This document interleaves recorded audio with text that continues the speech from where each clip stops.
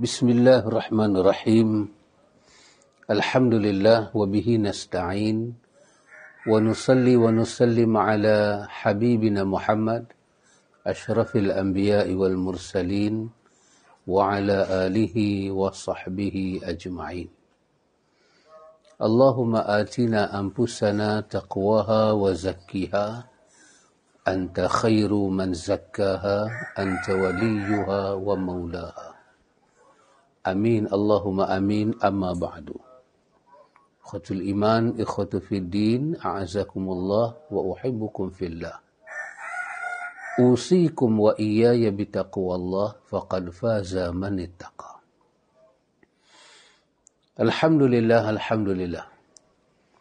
Alhamdulillah dengan limpah kurnia daripada Allah, alladzi ahyana ba'dama amatana wa ilaihi nusyur. Ini satu daripada nikmat Tuhan. Ahyana ba'dama amatana.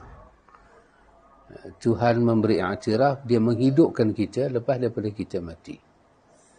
Lepas tu dia kata, wa ilaihi nusyur. Ada lagi satu kebangkitan. Lagi satu kehidupan.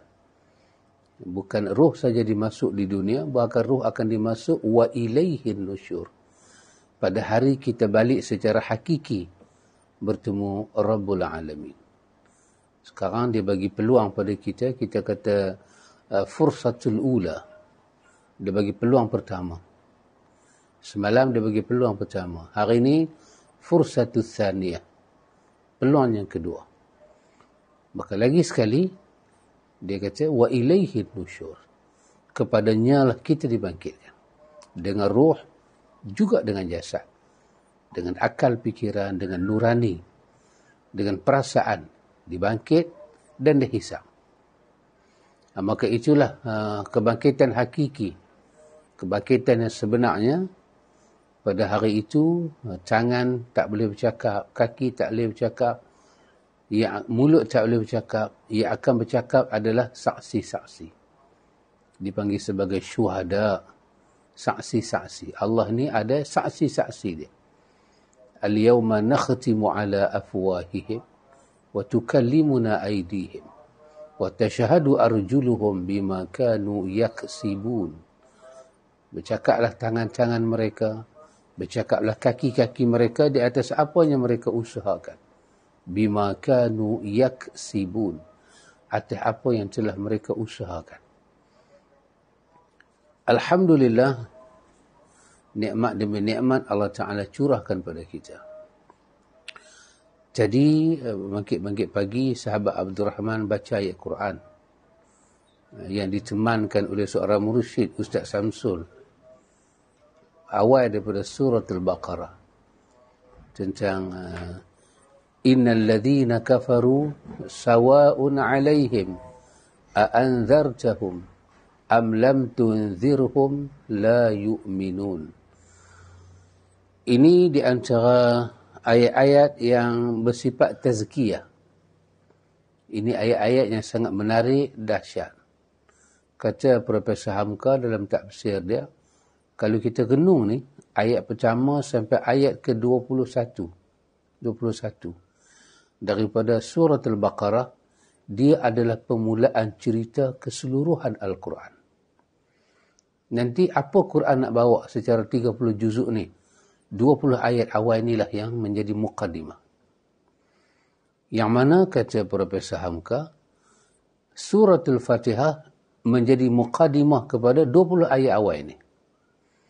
Apa yang nak diceritakan oleh Baqarah ada dalam Fatihah. Fatihah itu sebagai muqaddimah. Sebab nama dia pun Fatihah, surah pembuka. Juga dahsyat, menyebut tentang pembahagian manusia menjadi dua. Baqarah ayat 1 sampai ayat 20 seolah-olah mendetailkan apa yang dimaksudkan dengan siratal ladzina an'amta alaihim ghairil maghdubi alaihim waladdallin. Maka datang ayat awal surah Al-Baqarah, dia seolah-olah menceritakan makna yang ada dalam Fatihah. Kata Profesor Hamka, daripada ayat pertama sampai ayat kelima, Allah hanya bercerita tentang tabiat mukmin. Orang beriman ni macam mana tabiat dia? Apa yang dia imankan? Pada ayat 1 sampailah ayat Allah menyatakan ulaika humul muflihun. Itu semua sifat orang beriman. 5 ayat. Kemudian Allah bercerita ayat ke-6, 1 ayat tentang orang kafir. Tentang innal ladzina kafaru sawa'un 'alaihim a'anzartahum am lam tunzirhum la yu'minun. Jadi kenapa kekafiran itu berlaku? Maka Allah bercerita, khatamallahu ala qulubihim wa ala sam'ihim wa ala absarihim ghishawah. Dan kesan daripada kekufuran itu, walahum azabun azim. Tentang orang kafir, 1 ayat saja. Tentang orang beriman, 5 ayat. Tetapi ayat ke-7 sampai ayat ke-7 sampai ayat ke-21, Allah mula bercerita tentang orang yang paling bermasalah dalam dunia. Bayang ayat 7 sampai ayat 21. Orang mukmin 5 ayat saja. Orang kafir boleh kata 1 ayat. Tapi bakinya, sampailah nak datang kepada perintah yang pertama pada ayat 22 itu, ya ayyuhan nasu ubudu rabbakumul ladzi khalaqakum. Itu adalah perintah yang pertama yang Tuhan bagi.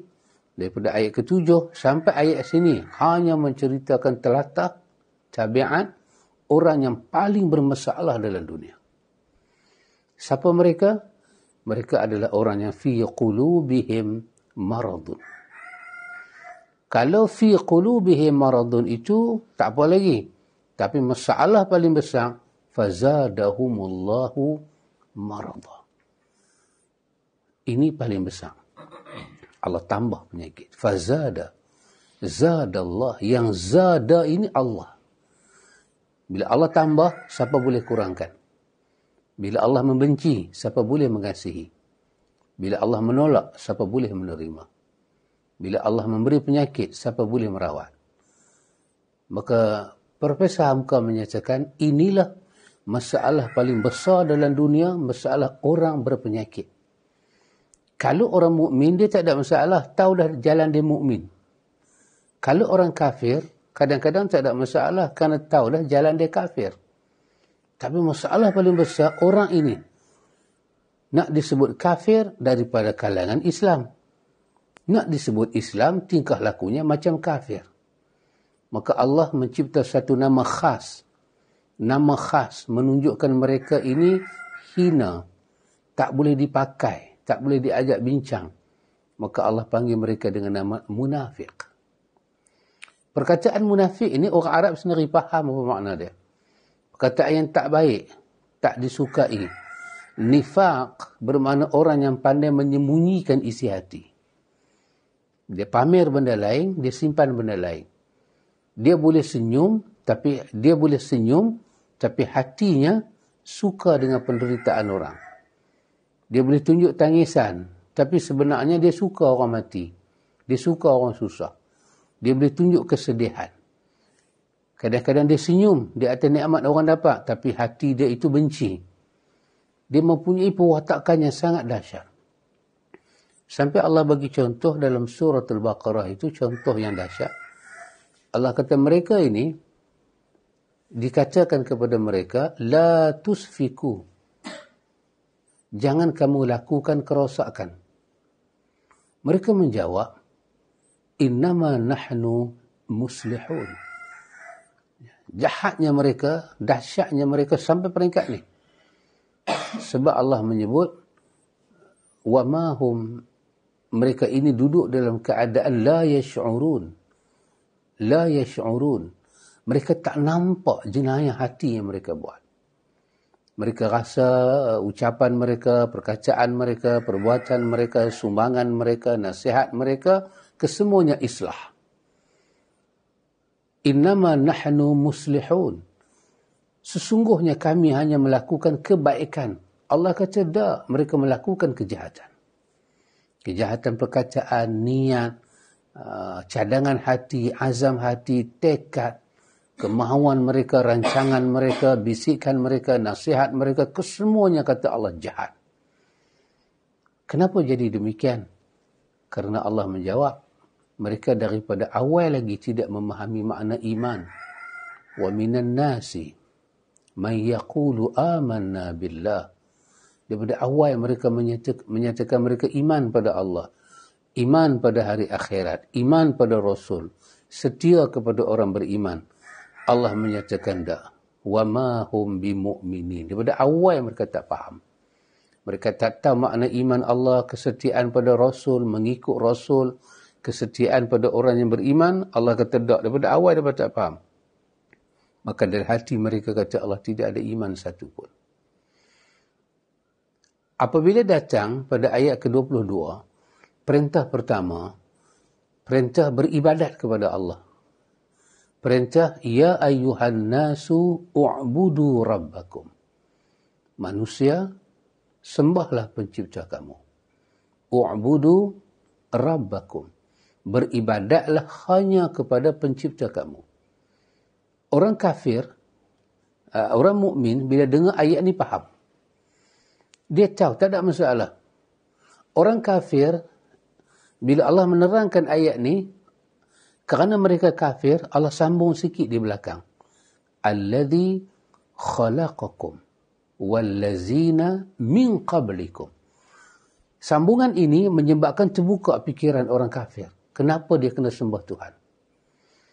Kalau Allah tak sambung ayat ni, orang mukmin tahu dah kenapa dia kena sembah Tuhan. Tapi orang kafir, bila dia dengar ini hasil kajian. Dia boleh kaji. Dia boleh renung. Hanya Allah lah yang menciptakan diri dia dan keturunan dia sebelumnya. Mak dia, bapak dia, cuk dia, moyang dia, naik ke atas. Allah yang cipta. Dan kalau dia kaji, dia pasti berjumpa dengan kebesaran Tuhan. Antara dua golongan ini, orang kafir yang mengambil masa nak faham perintah Tuhan, nak sembah Tuhan, dengan mukmin yang faham dan sembah Tuhan. Golongan ini bermasalah. Munafik. Dia tak dapat sembah Allah dengan sempurna dan dia menghalang orang lain daripada menyembah Tuhan. Sangat jahat orang ni. Kumpulan ni sangat jahat. Maka kepada orang kafir, untuk memberi penjelasan kenapa Allah dia kena sembah, Allah bercerita satu dua perkara yang melibatkan kauniyah, alam sejagat. Dia boleh kaji, dia boleh lihat, dia boleh tengok, dia boleh fikir. Sampailah ke ayat ujung. Allah menyebut tentang wa in kuntum fi raibim mimma nazzalna ala abdina. Kalau kamu ragu juga dengan Muhammad. Ya, keraguan orang kafir kepada Muhammad lain. Keraguan munafik kepada Muhammad lain. Keraguan orang kafir kepada Muhammad mungkin kerana kekafiran dia. Dan itu adalah fitrah.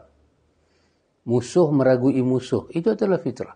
Musuh, percaya musuh, itu luar daripada fitrah. Itu bukan tabi'i. Ini sifat yang terbalik. Musuh menyakiti musuh. Itu adalah fitrah dan tabiat. Musuh sayang kepada musuh. Ini tak betul. Maka kalau orang kafir menyerang Islam, menyerang Nabi Muhammad, itu adalah fitrah. Dan kita kata apa ini? Burhan, mu'jizat, hujjah. Yang Quran banyak menyebut tentang bayinat. Keterangan demi keterangan akan menyebabkan mereka tersimpuh di hadapan Tuhan. Surrender. Tapi orang ni tak surrender. Sebab dia bermasalah daripada awal. Masalah dia Tuhan kata, وَمَا هُمْ بِمُؤْمِنِينَ. Allah tak tuju perkataan itu pada orang kafir. Allah tuju kepada munafik. Sekumpulan yang wujud dalam Islam dengan hasrat yang sangat jahat.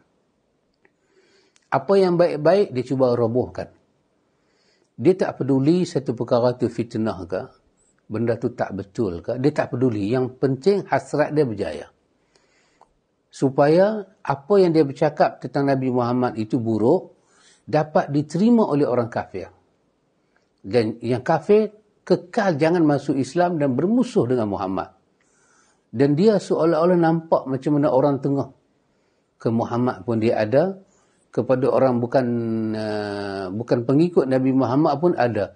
Dia seolah-olah macam mana orang yang nak menjalinkan kebaikan. Tapi niat dia sangat jahat. Maka Allah menyatakan, wa in kuntum fi raibim mimma nazzalna ala abdina. Dituju pada orang kafir, juga dituju kepada orang munafik. Silalah. Perkataan fa'atu bisuratin min mithlihi mencengangkan orang kafir. Perkataan wad'u syuhada'akum min dunillah in kuntum sadiqin mencengangkan jin dan manusia. Wad'u syuhada'akum. Allah kata silalah bawa apa sahaja kamu boleh bawa. Manusia ke, jin ke, haiwan ke, malaikat ke, bawa. Dan buat satu surah. Buat satu wahyu. Seperti mana nilai wahyu itu sama seperti mana nilai Tuhan turunkan kepada Muhammad. Allah kata, wa illam tafa'alu. Kamu tak boleh buat. Kalau kamu letih, kamu tak mampu buat, walan tafa'alu. Sampai kiamat pun kamu tak akan buat. Maka Allah ancam, fattaqun nar. Takutlah dengan azab api neraka. Ia akan masuk di dalamnya manusia dan batu bata yang disembah oleh orang-orang kafir. Jadi awal daripada surah Al-Baqarah menceritakan pergolakan apa yang akan berlaku untuk 30 juzuk Al-Quran. Golongan mana bermasalah, golongan mana di atas hidayah, golongan mana yang bakal dapat hidayah dan boleh berubah, golongan mana yang tak akan berubah sampai hari kiamat. Iaitu golongan yang Allah Ta'ala tambahkan penyakit dalam hati mereka. Penyakit apa ni? Pada perkataan fi qulubihim maradun, itu menunjukkan penyakit itu telah sedia ada. Perkataan fazadahumullahu marada, itu menunjukkan tambahan penyakit. Penyakit itu dah ada, Tuhan tambah. Penyakit apa yang dah ada ni? Itu penyakit daripada awal. Penyakit pengakuan mereka beriman pada Allah tapi tak beriman. Penyakit pengakuan mereka kata Muhammad itu Rasulullah, kenal Muhammad itu Rasulullah, mereka tak kenal. Kesetiaan pada Nabi, mereka tak setia. Kejujuran, mereka tidak jujur. Mengungkit, menuduh, menghina. Muhammad dikatakan, perkataan Muhammadan adalah mulia. Dia tukar kepada zamiman. Zamiman. Muhammad tercela. Muhammad abtar. Muhammad abtar. Muhammad abtar bermakna Muhammad yang tidak ada anak laki-laki. Tak ada waris. Tuhan pun tak bagi waris ke dia. Kalau orang tak ada waris ni, nak hidup macam mana di tengah bangsa Arab? Hina. Tapi depan Nabi, dia berkata Rasulullah. Allah menyatakan, wallahu yashhadu innahum lakazibun. Allah saksi Muhammad. Mereka pembohong, pendusta. Ittakhazu aymanahum junnatun. Mereka mengambil syahadah mereka. Perkataan baik mereka pada engkau Muhammad. Iman mereka sebagai pelindung, perisai untuk melindung niat mereka yang jahat. Maka inilah golongan munafik. Awal-awal Al-Quran, Allah cerita tentang kewujudan 3 golongan ini dan panjanglah cerita mereka sampailah ke akhir surah Qul a'udzu birabbin nas. Sampailah situ Allah masih menyatakan alladzi yuwaswisu fi sudurin nas minal jinnati wan nas. Yang banyak membawa masalah kepada hati manusia daripada jin dan manusia. Manusia di situ manusia mana? Manusia yang kafir, manusia yang munafik. Bukan mukmin. Kerana itu sebesar-besar surah ini surah Baqarah. Dibaca dalam rumah orang mukmin, lari hantu syaitan. Sihir tak lekat di rumah orang yang baca suratul Baqarah. Dia adalah payung kita di hari akhirat. Baqarah adalah syafaat kita di hari akhirat. Sehingga kata para imam tafsir, kami nak sangat menggunakan perkataan kalau boleh wajib bagi sekalian mukmin menghafal surah Al-Baqarah. Tapi kerana tidak ada dalil menyatakan wajib, kami tidak menyebut wajib.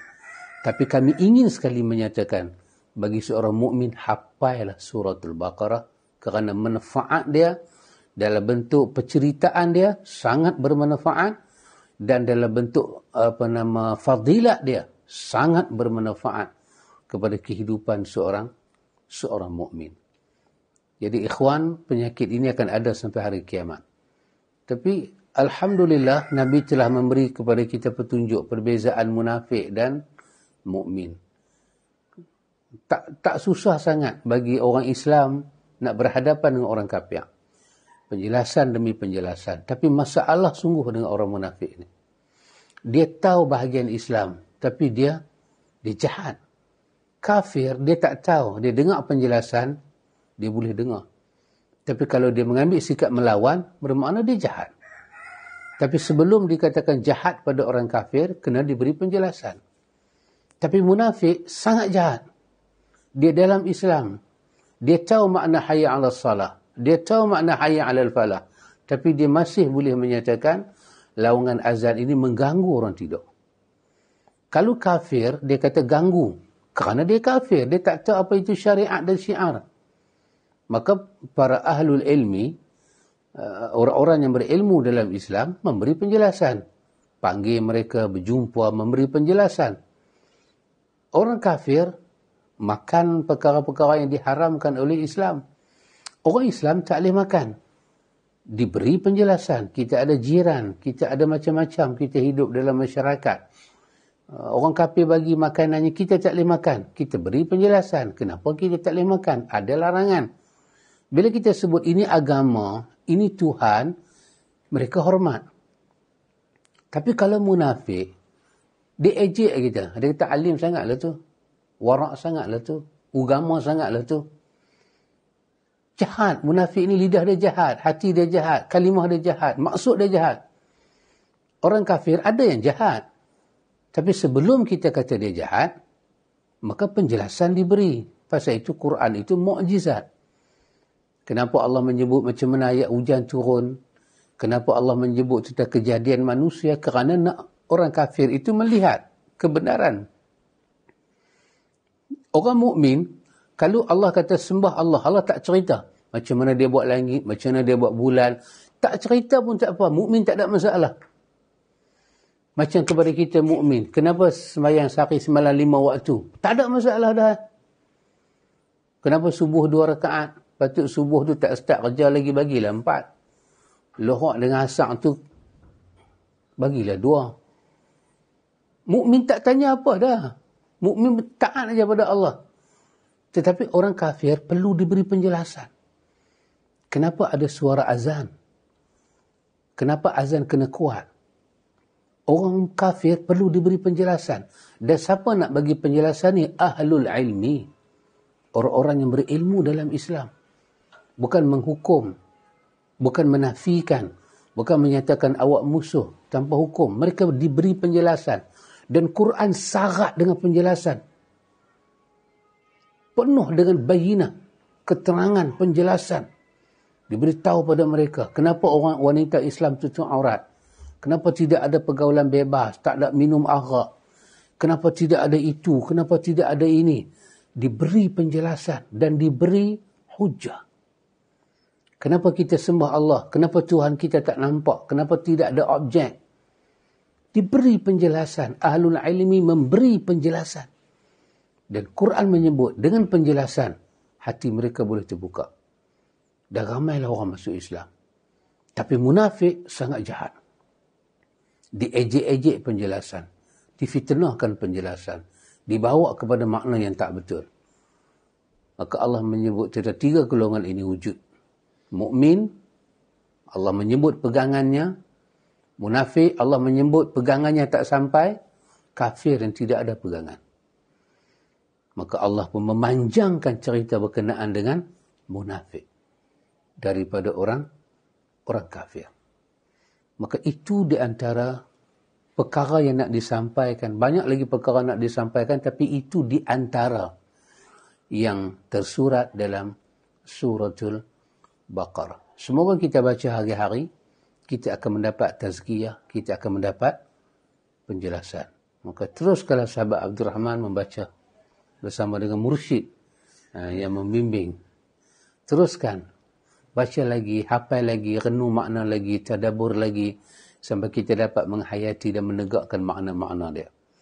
Ikhwan, semoga Allah berkati kita dunia sampai akhirat. Kuliah subuh ni tak boleh panjang. Kalau panjang jahanam, mengantuk semua. Bukan kata yang dengar, dengan cakap pun boleh lena. Cukuplah cakap tu. Jumpa kita pada masa dekat lagi. Nanti kuliah duha ada lagi. Dalam perjalanan kita ada lagi, insya-Allah. Wa ila liqa, hayakumullah, barakumullah fikum. Kita menyatakan Allahumma arhamna bil Quran waj'alhu lana imaman wa nuran wa hudan wa rahmah. Allahumma zakirna mimma nasina wa 'allimna mimma jahilna waj'alhu lana hujjatan ya rabbal alamin. Wassallallahu ala nabi Muhammad walhamdulillahi rabbil alamin. Assalamualaikum.